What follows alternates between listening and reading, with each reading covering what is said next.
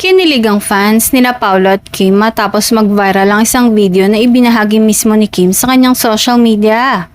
Sa naturang clip, makikita ang kanilang rehearsal para sa nalalapit na concert. Ngunit may isang detalye ang mas lalong nakakuha ng atensyon ng netizens. Mapapansin sa video na si Paolo mismo ang may bitbit ng bag ni Kim habang sila ay papalabas matapos ang rehearsal.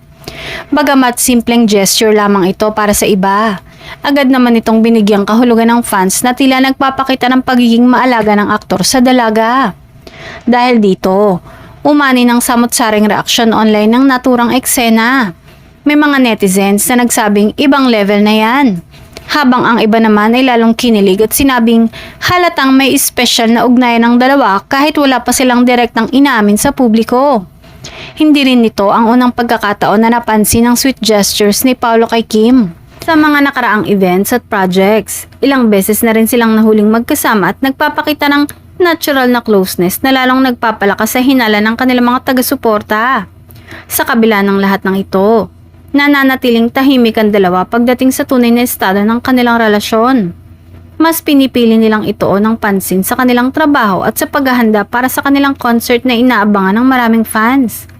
Gayunpaman, para sa kanilang solid supporters, sapat na ang mga ganitong simpleng tagpo upang kiligin at umasa na balang araw ay tuluyan na ring lilinawin ni na Paolo at Kim ang tunay na estado ng kanilang relasyon.